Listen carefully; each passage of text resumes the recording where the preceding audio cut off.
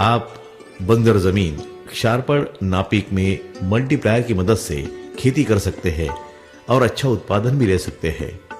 इसके लिए कुछ बातें विस्तार से समझ लेना जरूरी है।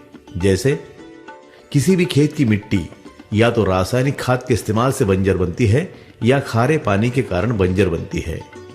अब हम दोनों बातों को विस्तार से समझ लेते हैं। यूरिया की थैली पर लिखा होता है 46% यूरिया, मतलब उसमें यूरिया 46% के साथ 54% साल्टी मटेरियल होता है। उसी प्रकार जब आप सिंगल सुपर फास्फेट खाद डालते हैं, उसकी थैली पर लिखा होता है 16% सिंगल सुपर फास्फेट, मतलब 100 किलो फास्फेट में 84 किलो साल्टी मटेरियल होता है। जब जब यह खाद मिट्टी में डाला जाता है, इसमें जो साल्टी मटेरियल होता है वो मिट्टी के अंदर रहने वाले सूक्ष्म जीवाणुओं को मार डालता है। खाद डालने का काम 1968 से चल रहा है। धीरे धीरे सूक्ष्म जीवाणु मरते जा रहे हैं। जिस मिट्टी के सूक्ष्म जीवाणु ज्यादा संख्या में मर जाते हैं, वह मिट्टी बंजर हो जाती है। उसमें कुछ भी पैदा होना बंद हो जाता है।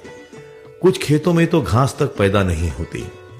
रासायनिक खाद का इस्तेमाल प्रारंभ होने के पहले भी बंजर जमीन होती थी, परंतु वह कम प्रमाण में होती थी।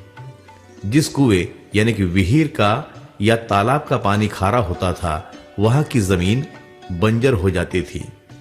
1968 से लगातार रासायनिक खादों का इस्तेमाल होने के कारण बहुत सारे कुएं यानी कि विहीर का पानी खारा हो गया है। वहां की जमीन खारे पानी के कारण बंजर हो रही है।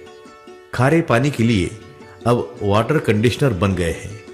आप एक बार लगा दो, कोई मेंटेनेंस का खर्च नहीं।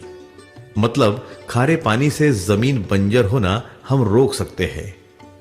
और जो जमीन बंजर हो गई है, उसको हम मल्टीप्लायर की मदद से फिर से उपजाऊ बना सकते हैं। मल्टीप्लायर मिट्टी में जीवाणुओं की संख्या को तुरंत प्रभाव से बढ़ने का काम प्रारंभ करता है। जैसे जैसे जीवाणुओं की संख्या बढ़ जाती है, मिट्टी उपजाऊ बन जाती है। जिस जमीन पर घास भी नहीं उगती, ऐसी मिट्टी को उपजाऊ बनाने की क्षमता मल्टीप्लायर में है।